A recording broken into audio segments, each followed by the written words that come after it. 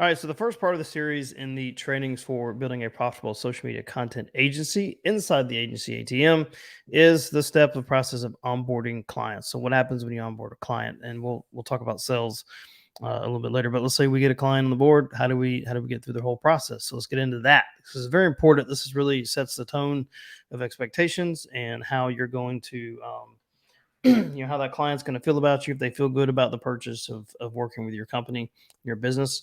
And it just makes you look professional if you do these steps. People, I'll tell you this, every client that I've done this with has been like, holy crap, this is really in depth and really thoughtful and thought out.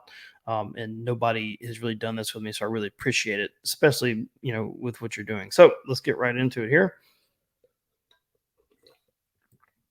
Skip the thing. So first thing you need from this is contact info. Get their cell phone number, get their business phone, email, website, social media links that you need, and then ask them what's the best way to communicate, because you are going to need to communicate with them, whether it be email, text message, Slack, Facebook Messenger. You decide. And I always, while as you grow and get bigger, you'll probably select one channel to communicate. But starting out, I always just see what's best for them, and we move from there. Okay. Next thing you're gonna need is do a competitor analysis. So you're gonna need a list of their competitors. You're gonna need to fill out the competitor analysis worksheet. We'll do a separate training on that, and we'll attach that worksheet into these trainings, and then decide what makes the client different. So you're gonna decide what the competitors are doing and what's gonna make your client different, and be able to put out content out. And you talk through that with them on the onboarding call. Onboarding call usually takes about an hour, so make sure you take that time and set those expectations that these are the things you're going to be going through.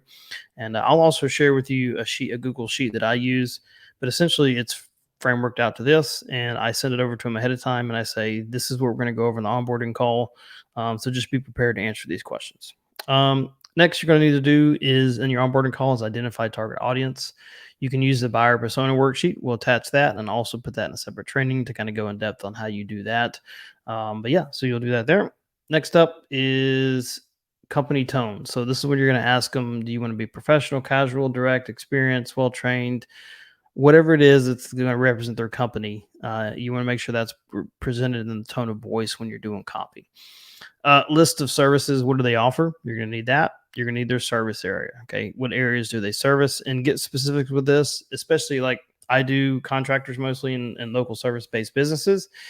So their service area changes, and they got little neighborhoods that they service and smaller out, suburbs of a bigger city. So you want to make sure you get all those listed and be very specific there, because you're going to need that in your content. Okay. All right. Topics. So let's talk about topics for a moment. This is important. This will be the majority of your onboarding call. You need to do topics are going to be educating customers on their products and services, demonstrating social proof, being able to convey their unique selling proposition. Most of your clients probably aren't going to know this. You're going to have to walk them through what makes them unique in their company and their unique selling proposition. If you don't know how to do this, you need to Google and look up some training on how to do this. It's very important in terms of how you write copy.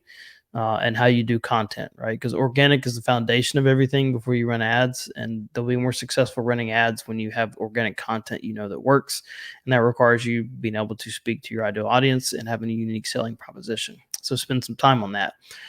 Next, buyer's journey map template. So you're going to go over that as well, and that's basically how we have a sheet for this and a template you can use, but it's how a buyer becomes a buyer. Like, what's the journey to finding their business, to getting on a sales call, to learning, to becoming a customer. Also be going through the customer journey, their sales process, their businesses and systems. Like, what are their systems and processes? How do they go through the sales process and have somebody become a customer? And what happens after that? What's the process there? Because you're going to put this out in content. All right. You're going to put this out for everybody. And then employee highlights, any employees, how do they serve customers, what are their roles, and then them as a person. So those are things you're going to need to get from them. That's why this takes a little bit of time to go in depth in this and really be meaningful about it. All right, onboarding a new client. So we're going to have these are all links right here to videos on how you do this. So you can create your own videos based off this, but all these, we'll leave these slides in the trainings, and you can just click these. It'll go through a quick Loom video on how you actually do this. You can recreate the video and send it out to your clients, but you're going to need access to the Facebook page through the Meta Business Suite. You need to make sure their Instagram is connected to that so you can post on there. You're going to need to send the business ID from business manager and then partnership requests to the ads manager if you are looking to run ads in the future, right? Those are two more videos you can add on. I go ahead and have them do all that at one time. So if down the road, like we want to run ads for them, we're already set up. Or a lot of times in the packages that we offer, tier one is we offer this to them content only, but in the meantime, we build out a Facebook ad campaign that's, brand awareness and lead generation. So we go and get access to all that stuff. Next thing you need from them is client needs to add the assets. So they need to add their logo, any photos or videos. All right. Last thing on your onboarding call, send an invoice, confirm the payment on the call.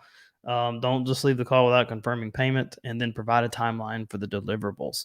And that's your onboarding call. That'll take about an hour to get it done. So you may want to practice and run through it with somebody before you get on your first onboarding call.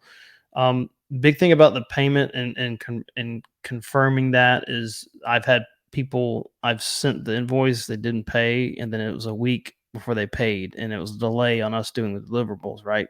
So make sure that you're confirming that on there. What will make that super simple is tell them ahead of time what they're going to do on the call and what to expect. So send them a checklist of all these things you're going to go over, questions you're going to need to be answered. Tell them to be prepared for that, and then tell them at the end of the call we will take payment. I'll send an invoice. We'll confirm on the call, and just tell them you're going to do those things, and that will make your onboarding calls go so much smoother. And then that way, they'll have no issues in taking payment on the call. So that's how you do your onboarding process. We'll go through in-depth trainings on how to do each part of these sections of this overall training. But that's overall view of how your onboarding call should go. This sets the tone for everything in your relationship with the client. So make sure you don't screw this up. Let me know if you got any questions.